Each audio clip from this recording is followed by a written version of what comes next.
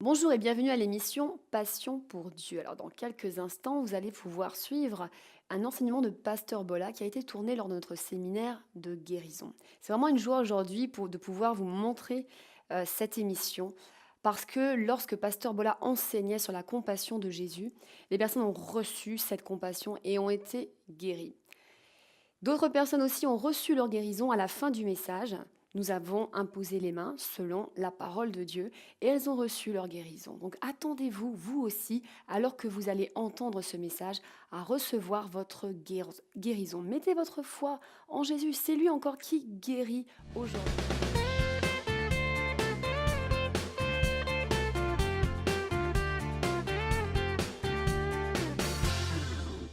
Notre Père et notre Dieu, nous te remercions pour la grâce de nous asseoir et méditer ensemble ta parole. It's such a privilege, Father. C'est un tel privilège d'avoir accès à la pensée de Dieu. C'est un tel privilège de pouvoir savoir comment Dieu pense. C'est un tel privilège que l'on nous communique la compréhension par l'Esprit de Dieu de la parole de Dieu, de la pensée de Dieu. Nous voulons, Père, ce matin, recevoir pleinement ta pensée. Nous voulons, Père, ce matin, commencer à penser comme tu penses. Nous voulons, Père, ce matin, nous libérer des pensées charnelles qui nous étouffent et qui nous éloignent de toi. Nous voulons, ce matin, Père, penser les pensées du Père. Nous voulons voir les choses comme tu les vois, comprendre les choses que tu sais. Nous voulons être un avec toi ce matin, dans notre manière de penser, notre manière de voir, notre manière de fonctionner. Et nous t'invitons, Esprit de Dieu, Esprit de révélation, Esprit de sagesse, Esprit de la crainte de l'Éternel. Nous t'invitons à nous communiquer la pensée du Père ce matin, dans le nom puissant de Jésus. Amen. Faites un grand sourire à votre voisin et encouragez-le à écouter attentivement la parole de Dieu. Thank you, Jesus. We serve a mighty God. Our God is good. J'ai envie de continuer à chanter. On ne se lasse pas de chanter la bonté de Dieu, vrai ou faux? Non, personne ne me répond. On ne se lasse pas de chanter la bonté de Dieu. Ah oui, il y a une personne qui ne se lasse pas de chanter la bonté de Dieu. On ne se lasse pas de chanter la bonté de Dieu. On ne se lasse pas de chanter les merveilles de l'Éternel. On ne se lasse pas de dire à quel point Jésus est merveilleux. Alléluia. Glory to God. On ne se lasse pas non plus de nous attarder sur sa parole et méditer sa parole. Je vais vous demander de regarder avec moi dans Luc chapitre 6, de verset 17 au verset 19. Je vais lire rapidement un passage pour nous positionner ce matin. Our God is so good. J'ai la voix aujourd'hui. Thank you, Jesus. Ceux qui étaient là hier savent que j'ai failli ne pas pouvoir prêcher. Thank you, Lord. Dieu a eu compassion de moi. Thank you, Lord. Our God is so good. Je suis émerveillée par la personne de Jésus. Un chrétien devrait être constamment émerveillé par Jésus. Because he's all that, comme on dit en anglais. Allez voir dans le dictionnaire. Luc chapitre 6, verset 17 nous dit ceci. Il descendit avec eux. Avec eux, c'était avec ses disciples. Jésus venait de choisir ses disciples et nous a dit qu'il descendit avec eux et s'arrêta sur un plateau où se trouvait une foule de ses disciples. Oh, yes, Lord. Et une multitude de peuples de toute la Judée, de Jérusalem et de la contrée maritime de Tyr et de Sidon. Ils étaient venus, pourquoi? C'est intéressant de savoir pourquoi les gens venaient à Jésus. Ils étaient venus pour Est-ce que vous êtes venus l'entendre ce matin? Amen. Ils étaient venus pour l'entendre et pour être guéris de leur maladie. Ceux qui étaient tourmentés par des esprits impurs étaient guéris. Ce matin, s'il y a quelqu'un ici qui est tourmenté par les esprits impurs, vous serez guéris. Amen. C'est tout l'accord que j'ai dans cette salle? Et toute la foule cherchait à le toucher parce qu'une force sortait de lui et les guérissait tous. Nous croyons que ce matin que cette même force va guérir ce matin. Amen. Va guérir tous. Amen. Parce que Jésus est le même hier, aujourd'hui et éternellement. Il venait pour entendre et pour être guéri. Il savait que Jésus guérissait. Et il savait que ce qu'ils allaient entendre allait participer à leur guérison. Je vous encourage à chaque fois que vous avez l'occasion d'entendre. Entendez. Pour entendre, il faut écouter. Pour entendre, il ne faut pas être en train de dormir. Glory to God. Et beaucoup de choses qui manquent aux chrétiens, c'est parce qu'ils n'écoutent pas la parole et donc ils n'entendent pas ce qui est prêché. Mais vous allez entendre ce matin. Ils sont venus pour entendre et pour être guéris. Ce que nous entendons aujourd'hui, c'est que Dieu est un Dieu de miséricorde et un Dieu de compassion. Beaucoup de gens le connaissent comme un juge, comme un Dieu sévère, comme un Dieu qui va un peu leur couper les herbes sur les pieds, comme un Dieu qui va leur tailler les ailes, qui va les empêcher de faire les choses que font les jeunes. Ça devait venir à lui. Donc, il faut que ça attende quand j'aurai 80 ans. C'est ce que je disais avant de venir au Seigneur. Heureusement qu'il m'a saisi avant. Parce que je n'aurais pas voulu rater ça. La vie a été si merveilleuse depuis. Et quand je compare à mes amis qui ne sont pas venus au Seigneur, je dis, Et nous avons cette image parfois négative de Dieu. Si les gens savaient que Dieu était un Dieu de miséricorde et de compassion, ils viendront vers lui en courant. Parce que nous sommes toujours en train de chercher la miséricorde. Nous sommes toujours en train de chercher la compassion au mauvais endroit. Les hommes n'ont pas de miséricorde. Ils vous donnent une chance, une deuxième, une troisième. Après, ils disent, bon, écoute, c'est bon là, j'ai donné. OK, on arrête. Mais Dieu ne fait jamais ça. Dieu ne fait jamais ça. Il renouvelle sa compassion chaque jour, renouvelle sa bienveillance chaque jour, renouvelle sa miséricorde chaque jour. On peut aller tellement loin et Dieu continue à faire preuve de miséricorde. Nous venons entendre aujourd'hui et être guéris. Et quelqu'un ici a besoin de miséricorde, a besoin de savoir que Dieu fait miséricorde. Et parfois, lorsque les gens sont malades, ils ne croient pas que Dieu va les guérir eux. À cause de ça et ça et ça. Oui, mais tu ne sais pas. Moi, je suis allée trop loin dans ceci. Je suis allée trop loin. J'ai fait ça et j'ai fait ça. Et j'ai fait des choses, mais tu comprends. Et parfois, ils ne le disent même pas, mais c'est à l'intérieur. Et ils ont du mal à saisir ce que Dieu a pour eux. Est-ce que vous pouvez dire à votre voisin aujourd'hui que Dieu a miséricorde de toi? Dieu a compassion de toi. C'est de toi qu'il s'agit. Alléluia. L'autre jour, j'ai eu un appel de quelqu'un de ma famille qui m'avait parlé d'une situation qui concernait quelqu'un qui nous était proche. Et la personne vivait des choses très difficiles, était presque au bout du rouleau, était accablée de toutes parts. Et on a eu un constat très simple, c'est qu'en réalité, cette situation est une situation que la personne a provoquée elle-même. Et que toutes les choses qui lui posent problème aujourd'hui sont les choses qu'on lui avait dit de ne pas faire. Et que j'ai même eu des discussions assez chaudes avec la personne, en disant, mais non, tu ne peux pas faire ça, etc. Et aujourd'hui, la personne est en train de vivre un véritable calvaire à cause des choses qu'elle a faites elle-même. Est-ce que vous savez qu'il y a des choses dont nous sommes responsables dans nos vies? Et donc, et on a conclu que, bon, la seule chose que nous avons à faire, c'est demander à Dieu d'intervenir dans sa grâce. Et j'étais presque à m'émerveiller de moi-même et de ma bonté parce que je n'ai pas fait bien fait pour lui, je lui avais dit. Non, c'était vraiment, on va prier pour lui. Et j'étais presque à m'émerveiller donc de ma grandeur et de ma bonté. Et le lendemain matin, pendant que j'étais en prière, et je n'étais pas en train de prier pour la situation, mais Dieu a attiré mon attention sur cette situation. Et il m'a montré que, tu vois, vous êtes comme ça. Vous êtes comme ça. Là où je vous dis de ne pas mettre les pieds, c'est là où vous mettez le pied. Ce que vous savez que vous n'êtes pas censé faire, c'est ce que vous faites. Mais à chaque fois que vous revenez, j'ai miséricorde de vous. Et l'état de séparation dans lequel est l'homme vis-à-vis de Dieu est un état dont l'homme est responsable. Mais les gens vont continuer, oui, mais si Dieu existe, pourquoi il y a tel problème au monde? Si tu m'expliques ça, je vais me convertir. Je n'ai pas besoin de t'expliquer, tu ne veux pas te convertir. Ok, c'est ton problème. Mais en réalité, nous sommes responsables de tellement de choses et nous disons que c'est la faute de Dieu. Non seulement nous disons que c'est la faute de Dieu, nous disons que c'est pour cela que nous ne venons pas à lui. Mais quand nous venons à lui, quel que soit ce que nous avons fait, il est toujours prêt à nous pardonner.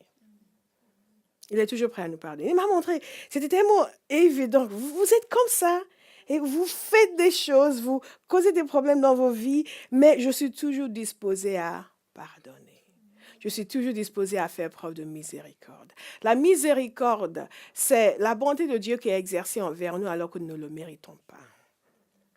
Et la compassion de Dieu, c'est tout simplement le fait que Dieu ressent avec nous ce que nous ressentons. Et qu'il comprend ce que nous vivons. Il sait ce que nous vivons. Et il est capable d'intervenir. Et sa compassion le pousse à l'action.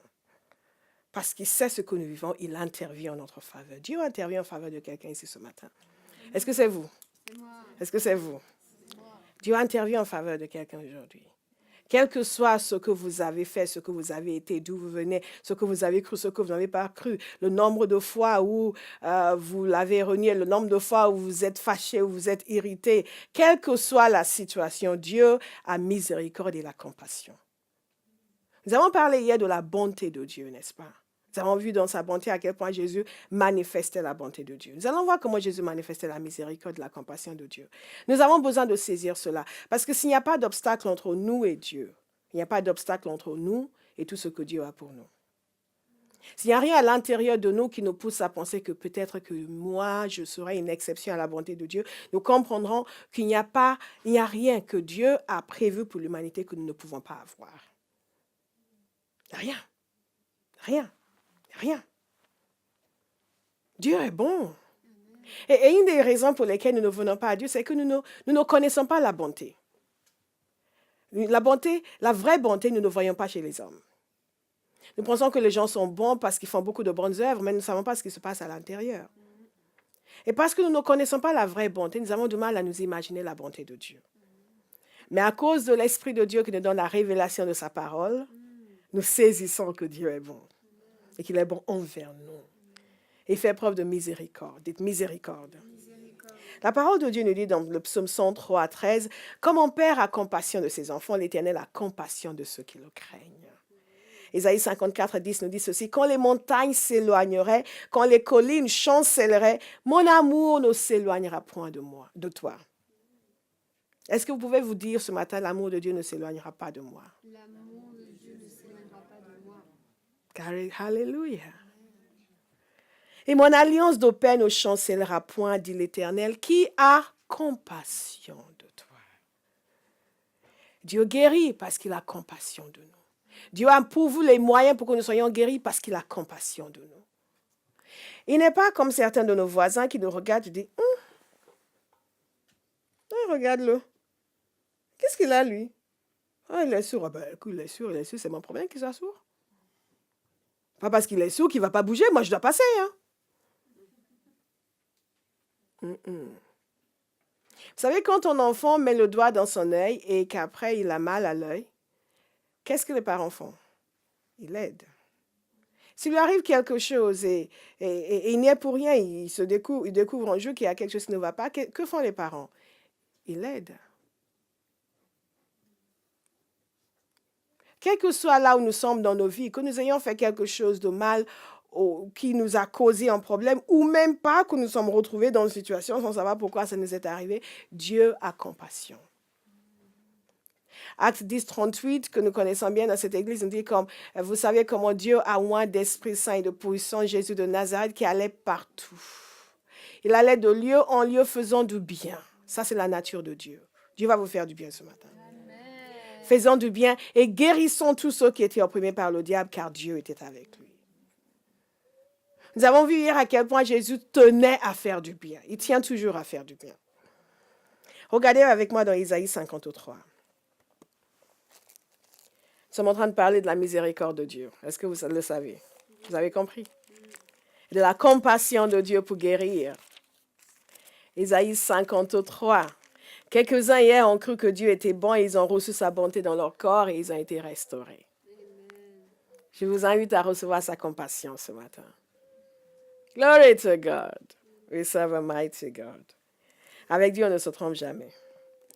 Qui a cru ce qui nous était annoncé, qui a reconnu le bras de l'Éternel. Il s'est élevé devant lui comme une faible plante, comme un rejeton qui sort d'une terre desséchée. Il n'avait ni beauté ni éclat pour attirer nos regards et son aspect n'avait rien pour nous plaire.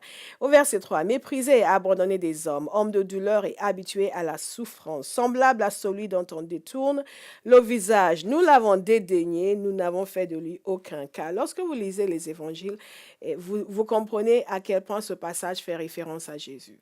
la manière dont il a été traité par ses semblables, qui n'ont pas du tout compris sa mission. La parole de Dieu nous dit qu'il est venu vers les siens et les siens ne l'ont pas reçu.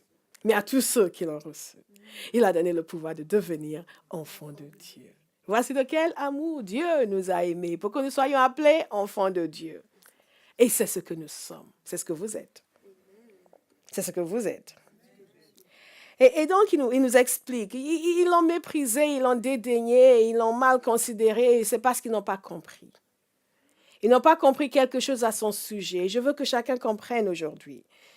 Cependant, ce sont nos souffrances qu'il a portées, c'est de nos douleurs qu'il s'est chargé. Et nous l'avons considéré comme puni, frappé de Dieu et humilié. Dans la version du Semeur, nous lisons ceci. Pourtant, en vérité, c'est de nos maladies qu'il s'est chargé. Et ce sont nos souffrances qu'il a prises sur lui alors que nous pensions que Dieu l'avait puni. C'est une explication de la croix. L'explication de la vie de Jésus et de sa mort à la croix. Nous pensions que c'était un malfaiteur. Nous pensions que c'était un criminel. Parce que ceux qui ont assisté à sa crucifixion se moquaient de lui. Et disaient, voilà. Eh bien, il est puissant qu'il descende. Hein? Ah, c'est ça. Hein? Il peut ressusciter les morts. Pourquoi il ne descend pas? Il ne s'occupe pas de lui-même. Mais il n'était pas sur la croix pour lui-même, il était sur la croix pour nous. Je répète. Il n'était pas sur la croix pour lui-même, il était sur la croix pour nous. Et l'explication qui nous est donnée ici, c'est la raison pour laquelle il était là. C'est tout simplement qu'il portait nos maladies. Pourtant, c'est de nos maladies qu'il s'est chargé. Ce sont nos souffrances qu'il a prises sur lui, alors que nous pensions que Dieu l'avait puni. Je vais le relire pour que nous comprenions. Il a dit ceci, c'est de nos maladies qu'il s'est chargé. Et ce sont nos souffrances qu'il a prises sur lui, alors que nous pensions que Dieu l'avait puni. Alors vous pouvez me dire que moi je ne pense pas que Dieu l'a puni parce que j'ai compris la rédemption, certes. Mais est-ce que vous avez compris qu'il a porté vos maladies? S'il les a portées, c'est que vous n'êtes plus censé les porter. Pas parce que vous êtes bon et vertueux, mais parce que lui est bon et vertueux. Et que lui est mort à notre place. Et qu'en allant sur la croix et en mourant et en ressuscitant, il a porté nos maladies, il nous a donné le moyen de recevoir la guérison. C'est de nos maladies qu'il s'est chargé, ce sont nos souffrances qu'il a prises sur lui. Ce qui veut dire qu'il les a portées il les a enlevées par son pouvoir. Il ne les a pas juste fait volatiliser. Il les a littéralement portées. Littéralement, c'est l'idée de quelqu'un qui prend un fardeau qui est sur quelqu'un d'autre et qui l'enlève. Jésus est en train d'enlever le fardeau de quelqu'un en ce moment. Qui prend un fardeau qui est sur quelqu'un et qui l'enlève et qui l'emmène ailleurs. C'est ce que Jésus a fait de nos maladies. Il a pris, il l'a soulevé et il l'a enlevé. Et c'est exactement la même chose qu'il a fait de nos péchés. Parce que verset 12, il nous a dit ceci, en parlant de sa récompense. Par sa connaissance, mon serviteur juste justifiera beaucoup d'hommes et il se chargera de leurs iniquités. Il s'est chargé de nos iniquités. C'est pourquoi je lui donnerai sa part avec les grands et partagera le butin avec les puissants, parce qu'il s'est livré lui-même à la mort et qu'il a été mis au nombre des malfaiteurs, parce qu'il a porté les péchés de beaucoup d'hommes. De la même manière qu'il a porté nos péchés, ça nous le savons, il a aussi porté nos maladies. Je le répète. De la même manière qu'il a porté nos péchés, il a aussi porté nos maladies. Et je le répète. De la même manière qu'il a porté nos péchés, il a aussi porté nos maladies. Pour recevoir cette action par laquelle nous sommes libérés des péchés qu'il a portés, nous devons l'accepter comme celui qui nous sauve du péché. Pour recevoir cette action par laquelle il a porté nos maladies, nous devons l'accepter comme celui qui enlève nos maladies. Non pas qui enlèverait probablement nos maladies, mais qui enlève nos maladies. Et qui a déjà fait. C'est pour cela que l'apôtre Pierre, en rendant témoignage, parle du fait que par ces meurtrissures, nous avons été guéris. Parce que c'est quelque chose qui a été accompli à la croix, qui n'est pas nécessairement manifesté dans nos corps au jour d'aujourd'hui, mais qui a déjà été fait. C'est pour cela que je vous disais hier que nous sommes en meilleure position par rapport aux gens qui étaient là du vivant de Jésus. Nous allons voir quelques exemples des personnes qui étaient là du vivant de Jésus et qui ont bénéficié de la compassion de Jésus. Et souvent, lorsque nous lisons les évangiles, c'est « Waouh, si seulement je pouvais être là ». Mais c'est mieux aujourd'hui. Pourquoi? Parce qu'il a déjà accompli l'œuvre de la croix. Et qu'il a déjà donné la garantie de la santé. À l'époque, il n'y avait pas encore cela. Il fallait être là où était Jésus physiquement. Aujourd'hui, vous n'avez pas besoin d'aller chercher Jésus au ciel. Jésus est présent. Il dit là où 2 ou 3 sont assemblés en mon nom, je suis présent. Il est présent ici aujourd'hui. Et partout où va un enfant du royaume, Jésus est présent. Et c'est important pour nous d'en avoir la révélation. Est-ce que vous me suivez? Dites révélation. Révélation. J'en reçois la révélation. C'est important pour nous d'en avoir la révélation. Parce qu'en réalité, c'est la porte d'entrée. C'est la seule chose qui nous sépare de la bonne santé. Cette compréhension que ce n'est pas quelque chose que nous devons obliger Dieu à faire maintenant, c'est quelque chose que Dieu a déjà fait en Jésus. Mais tout autour de nous milite contre cette compréhension. Même notre théologie parfois milite contre cette compréhension. Une fois, je me suis fait attaquer par des gens qui disent « Oui, et si Dieu refuse de guérir? Pourquoi Dieu refuserait de guérir s'il a mis nos péchés, nos maladies sur Jésus à la croix? » Il y a différentes circonstances par lesquelles les guérisons viennent ou par lesquelles les guérisons peuvent tarder. Mais ce n'est pas une raison pour dire que c'est Dieu qui a refusé. Et c'est la raison pour laquelle nous devons avoir beaucoup d'humilité parce que nous ne savons pas tout. Et beaucoup d'amour et beaucoup de compassion et beaucoup de patience quand nous attendons quelque chose de Dieu ou quand nous prions pour quelqu'un. Mais la première chose que nous devons faire, c'est recevoir la révélation. Que c'est une œuvre accomplie. Ce n'est pas une œuvre à accomplir, c'est une œuvre accomplie. Lorsqu'on comprend que c'est une œuvre accomplie, cela nous donne la paix. Parce que sans savoir que c'est une œuvre accomplie, nous sommes toujours en train de crier en espérant que Dieu va quand même, s'il te plaît, mais, hé, je suis là moi aussi, Et pourquoi pas moi, pourquoi celui-ci et pas moi, pourquoi pas moi, et nous pouvons être angoissés, nous pouvons être terrifiés à l'intérieur à l'idée que Dieu va nous oublier, nous. Est-ce que vous pouvez dire à votre voisin, Dieu ne t'oubliera jamais? Dieu ne t'oubliera jamais. Il ne peut pas t'oublier. Tu es la prunelle de ses yeux. Il a envoyé Jésus pour toi, pourquoi il va t'oublier? Il ne peut pas t'oublier, ce n'est pas son genre d'oublier. Lorsque le monde entier était empêtré dans le péché, il ne nous a pas oubliés.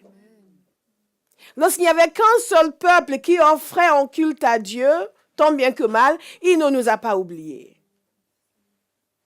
Et quand les temps sont accomplis, il a envoyé son fils. J'aime beaucoup la manière dont Zacharie a parlé de la naissance de son fils Jean-Baptiste qui devait être le prophète qui annonçait la venue du Messie. Et il a parlé du fait que Dieu, il a parlé des entrailles de miséricorde de Dieu. Et c'est de ça qu'il s'agit ici, les entrailles de miséricorde.